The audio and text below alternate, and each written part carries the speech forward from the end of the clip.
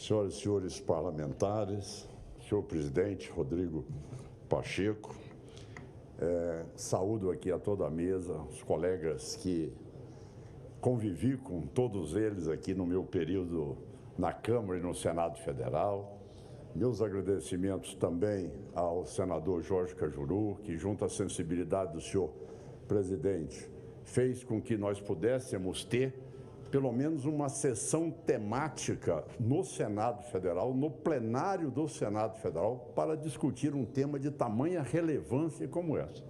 Senhor presidente, eu não tenho palavras a lhe agradecer, porque é um momento onde cada um de nós, que gostamos sim do debate, mas um debate claro, um diálogo, como disse Vossa Excelência muito bem, um diálogo que ele seja um diálogo franco, um diálogo aberto, que as pessoas não podem ser aqui limitadas na sua capacidade de debater e de exprimir os seus posicionamentos, porque às vezes ele discorda de alguma posição que seja a posição de governo.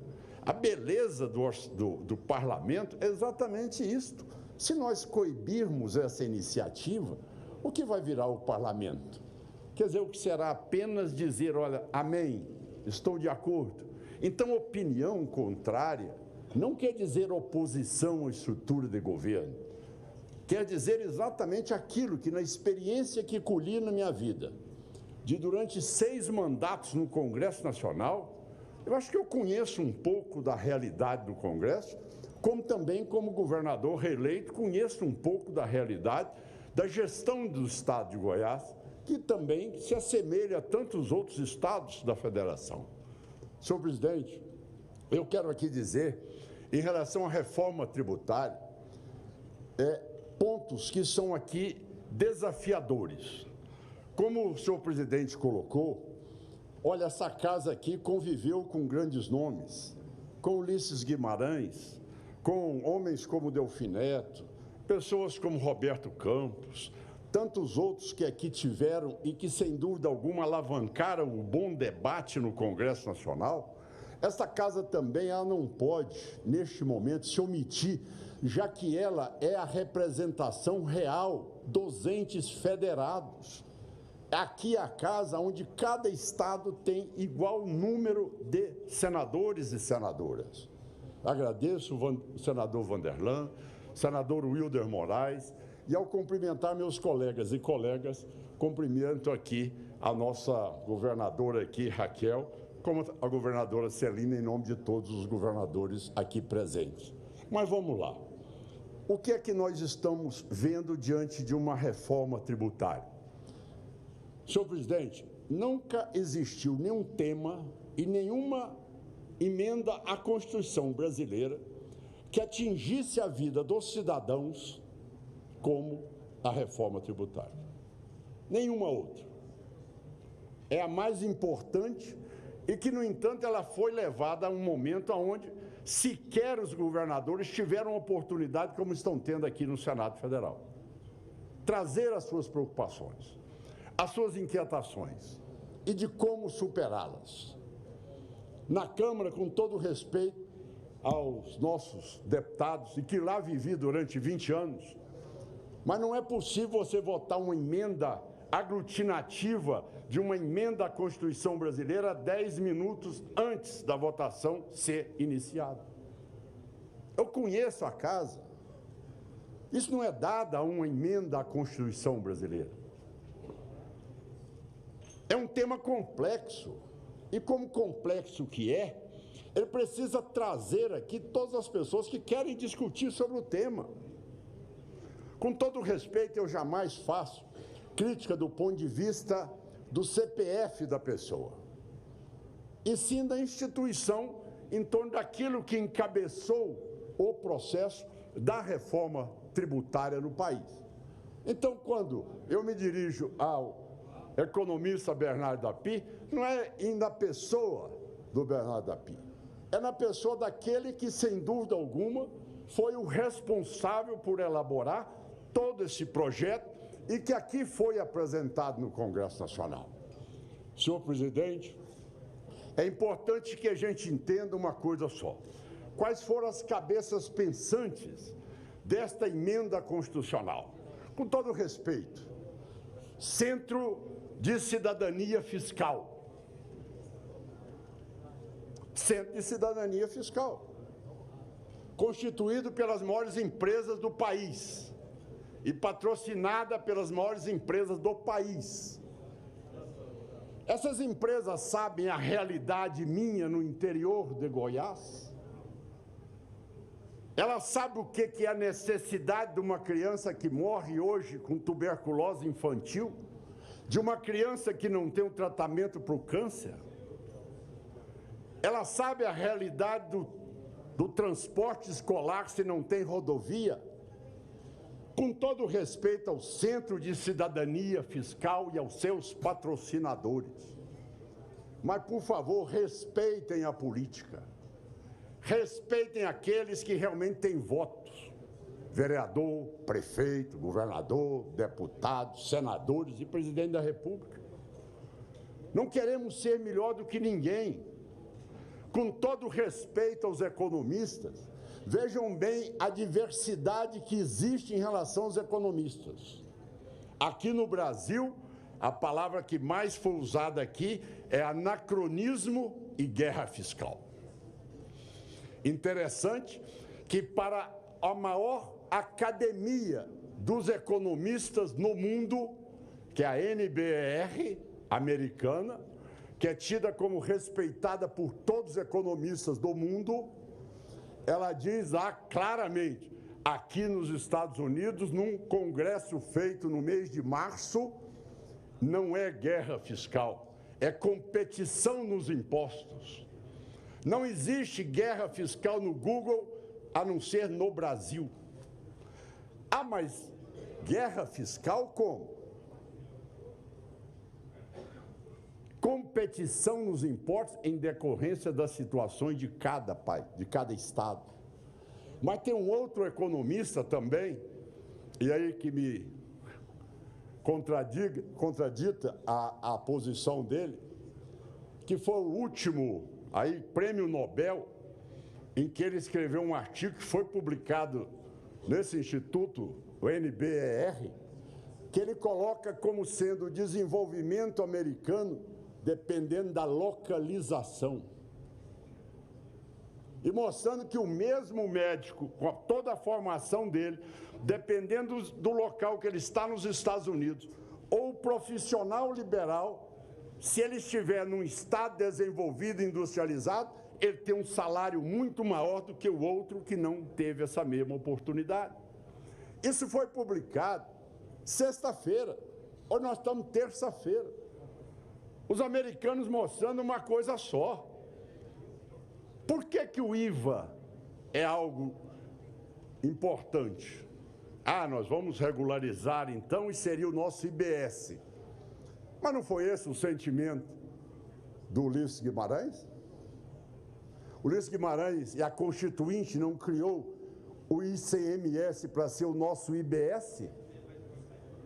Se tem um emaranhado no ICMS, se é um manicômio tributário no ICMS, por que não corrigi-lo?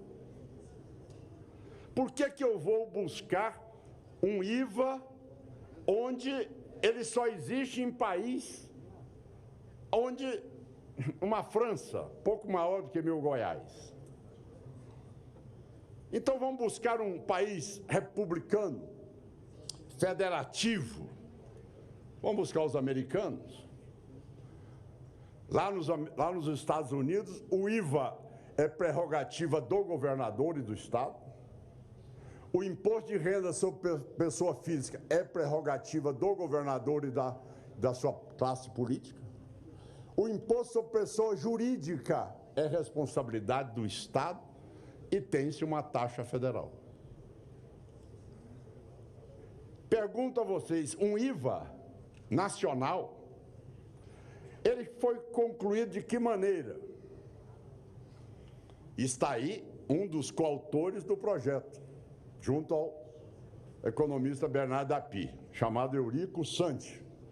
Foi o seguinte, nós pegamos aqui o PIB da África do Sul e colocamos aqui o IVA da África do Sul. Pegamos o PIB do Brasil e botamos um X, regra de 3. Então, X vai ser igual a 25%. Me desculpem, este é o que prevaleceu.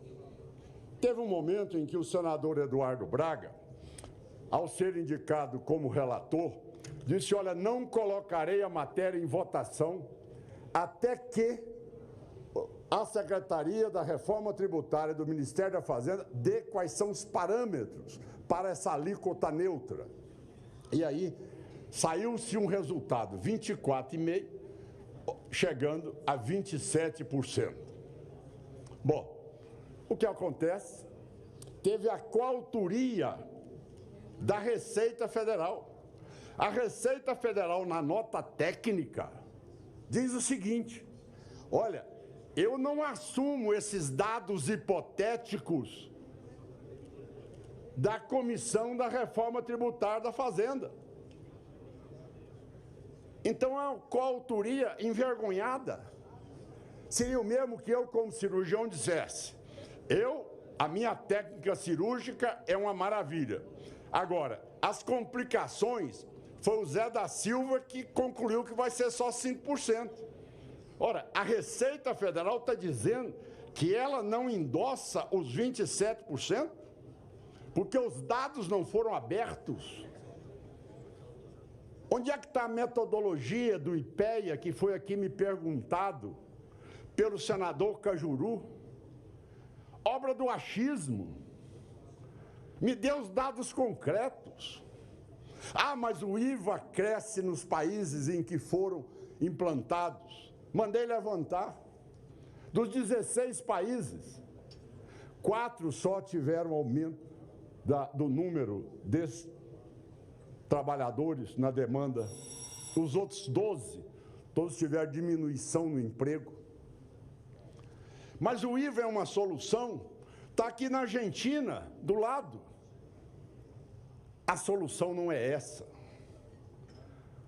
Nós estamos exatamente tergiversando a discussão. O senador Efraim, líder do meu partido, coloca aqui o seguinte, o povo quer saber o que paga. Ah, é? Quer saber o que paga? Então diga o preço do protecionismo no Brasil. Por que que o Sul pode ter siderúrgicas, onde um vergalhão de aço já chegou a custar 300 vezes mais caro do que o vergalhão de aço produzido no mundo todo? Reserva de mercado? Oligopólio? Monopólio? Isso não tem custo para o bolso do brasileiro? Quando você vai construir uma casa, o vergalhão você comprou a que preço? Então teve o benefício da siderúrgica para ela continuar do Brasil, porque a Inmetro diz, olha, se não for o CA50, não pode importar para o Brasil, que é problema. Agora, o prédio na China e nos Estados Unidos, esses aí não são seguros, porque são construídos com o CA40. Quanto é que o protecionismo custa para o bolso do brasileiro? 450 bilhões de reais por ano. É o custo mais caro que tem para o brasileiro. Fechamento de mercado. Ah, mas eu posso fazer porque eu tenho também que preservar as indústrias brasileiras. Por que que não se preserva, então, tá certo? No nosso interior do Norte, Nordeste e Centro-Oeste. Lá é guerra fiscal. Em outros lugares é protecionismo. Não, mas o governo não está vendo, está no bolso do cidadão. Será que nós não temos direito de ter essas prerrogativas? Nós não podemos crescer? O que é que o economista David Card fala agora, publicado sexta-feira? Se você não levar a industrialização para o interior e para todas as regiões, você vai cada vez mais ampliar as desigualdades regionais. Qual foi a inteligência de Ulisses Guimarães? Disse não. Para garantir a competitividade, cria-se o FCO, o FNE e o FNO para que esses estados possam ser também competitivos com outros que já têm uma infraestrutura que nós não tivemos. Agora eu pergunto aos senhores e senhoras, o meu estado é Goiás. Nós temos lá a maior indústria farmoquímica do país. E nós temos a maior produtora de carros. Importa da Alemanha e da Índia e vende para os estados mais populosos. Quer dizer que a reforma tributária, eu vou dizer, olha, fechou a nossa indústria farmoquímica de Anápolis. Senhor relator, a preocupação de Vossa Excelência em pedir os dados, eu gostaria que pedisse mais. Esse dado do IPEA, que municípios vão ganhar, isso é total obra do achismo. Senhor relator, 3 meses antes da reforma tributária ser votada na Câmara, os mesmos autores diziam que o Brasil ia crescer 20% em 10 anos. Escrito por eles. Há 2 dias antes da votação, diz que ia crescer 2,36% em 6 anos. Dizia nós que seria 25%. O Instituto Mauro Borges de Goiás já chegou a 29,01%. E com aqueles setores que terão isenção também, pelo menos parcial, setor de serviço, profissionais liberais, nós vamos tranquilamente para 30%. Essa é a realidade nua e crua. Então, senhor presidente, eu como estou aqui, quero agradecer. Eu estou aqui falando em nome também do governador Marcos Rocha e Vanderlei Barbosa, da Rondônia e do Tocantins. Por isso que Vossa Excelência me concedeu um tempo a mais. Eu quero agradecer, senhor presidente. Mas antes de concluir, dizer uma coisa só. É importante que eu responda também ao senador Jorge Cajuru. Jorge Cajuru, a cesta básica já foi isenta. Como tal, não precisa de cashback. Se ela não tem tributação, não tem o que devolver. Agora, em relação a um ponto que eu acho muito relevante e que vários senadores aqui colocaram, é a eficiência, senhor relator. A eficiência dos municípios do estado de Goiás. Os 102 municípios mais eficientes do estado vão perder 1 bilhão e 100 milhões de reais. Agora, só que eu, senhor relator, eu mostro o dado e a metodologia. O senhor pode acessá-lo. Não é no achismo, não é em projeções de 50 anos, aonde se tem uma metodologia, mas não se tem os dados. Então, o que eu quero ao concluir é dizer o seguinte aos senhores e senhoras. Olhem bem, o que leva um país a ser competitivo no mundo não é o IVA. Por favor. Hoje a mídia mundial diz, olha, o Vietnã está produzindo carro, competindo com a Ford e com a General Motors no mundo, carro elétrico. O Vietnã. A China e a Coreia do Sul, nem falo mais, já passaram quilômetros. A Índia já está botando do lado oposto da Lua, instalando ali essas estruturas de pesquisa.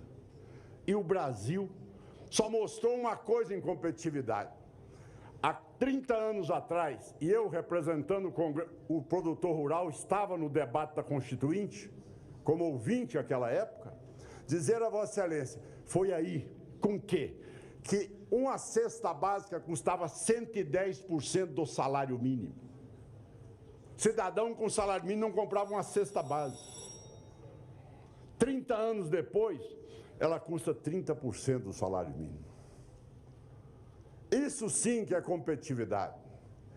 Bote os 156 países da OCDE, todos se ajoelham para dizer que a agricultura brasileira e a pecuária são as melhores do mundo. Por quê? Pesquisa, tecnologia, inovação, apoio à educação, apoio e respaldo ao capital humano. Isso é que fez a diferença do Vietnã, da Índia, da China, da Coreia do Sul, de todos eles. Não é IVA. O IVA pode ser o nosso ICMS muito bem reformado e que nós saberemos atuar nele sem que venha essa complexidade toda. Senhor relator, para terminar, o BNDES, ele empresta 75% dele para o Sul e Sudeste. 75% de todo o repasse do BNDES é para o Sul e Sudeste. 25% para o Norte, Nordeste e Centro-Oeste apenas. Essas três regiões do Brasil só recebem 25% de todos os empréstimos do BNDES. Mas nós vamos criticar o BNDES? Não, é porque essas nossas regiões não estão industrializadas, senhor senador. Como é que ela vai receber empréstimo se ela não está industrializada? O que é que nós queremos? Será que nós temos direito também? Goiás hoje faz parte com 3,7% do PIB nacional. O Sul e Sudeste tem mais de 60% do PIB. Quer dizer, o que nós queremos não é nada estratosférico. Nós queremos ter o direito de poder dizer, olha, vamos fazer uma política, vamos fazer uma reforma, mas no todo.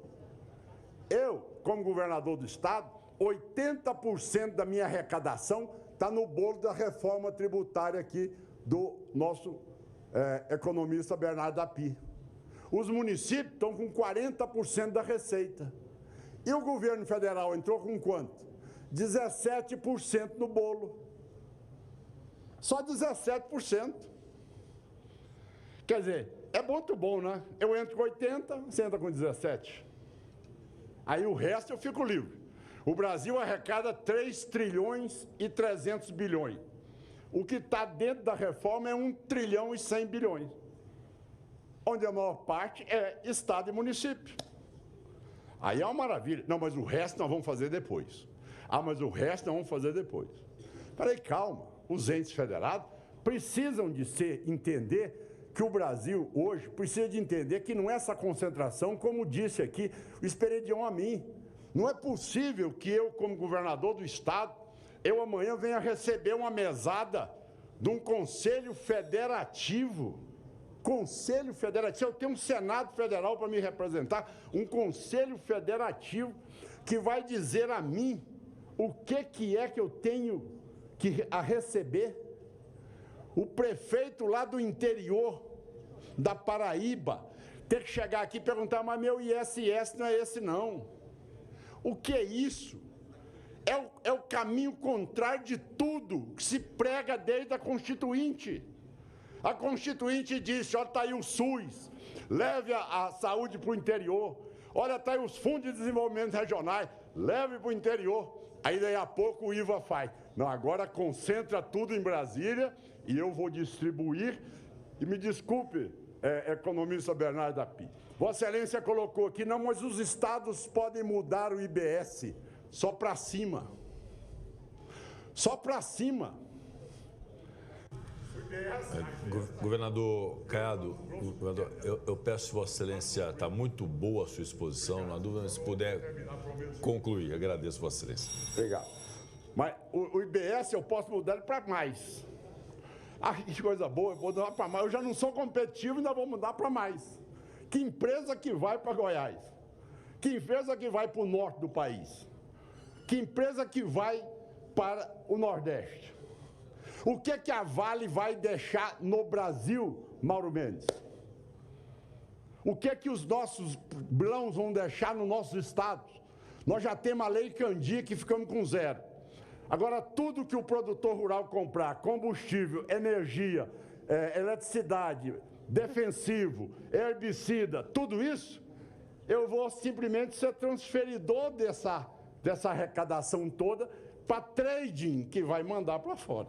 Ah, os trades, os bancos, as grandes oligopólios estão satisfeitíssimos. Eu pergunto aos senhores senadores, algum deles estiver aqui para pedir aos senhores alguma modificação? Senador Mauro, esteve com o senhor aqui para pedir alguma modificação no texto? Estão contrariados? Não tem problema. Agora, fora eles e a CNI, eu não vi nenhum trabalhador, empresário, comerciante, varejista, produtor rural, enfim, seja ele quem for, eu não vi ninguém fazendo campanha publicitária desse tema. Então, senhor presidente, e para finalizar mesmo, só em relação ao Conselho Federativo. É a matéria que, como eu prefiro falar, eu não vou aqui cansá-los de maneira nenhuma, não teria condições para fazer isso, mas eu só queria aqui deixar claro, senhor presidente, olha lá, que maravilha, ó, olha lá, ó, o imposto sobre as empresas nos Estados Unidos. Cada estado lá tem uma tributação, em cada estado ele é que decide. Aí depois você passa para a pessoa física. O Texas e outros estados são 0%, o Texas na Constituição do Texas é 0% imposto sobre pessoa física. E o IVA nos Estados Unidos, cada estado tem a sua autonomia de também implantá-lo. Então você acha que nós temos alguma coisa a falar em relação aos Estados Unidos ou em relação à França ou outros países? Este aí é o último trabalho do economista que mostra que exatamente aonde você não está mais industrializado nos Estados Unidos, onde você tem os piores salários e a menor condição de poder vencer na vida. E, no entanto, você tem no final aquilo lá. Olha bem, senhores senadores, eles só não colocaram ali, tá certo, que vão dissolver o Senado Federal.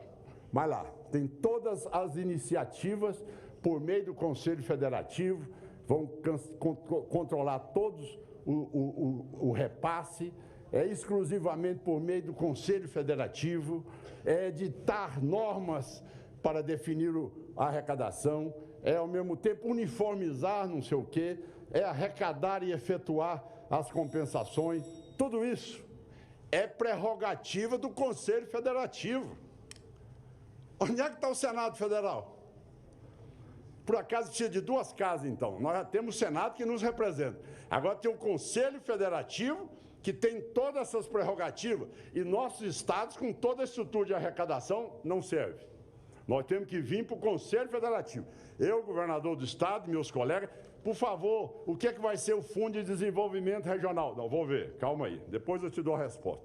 Agora, nós que fomos eleitos pelo voto, me desculpem, eu não aceito ser ordenador de despesa, eu não aceito receber mesada, eu não aceito que me casse o direito, que é pacto federativo, de que eu tenho autonomia sobre a minha arrecadação.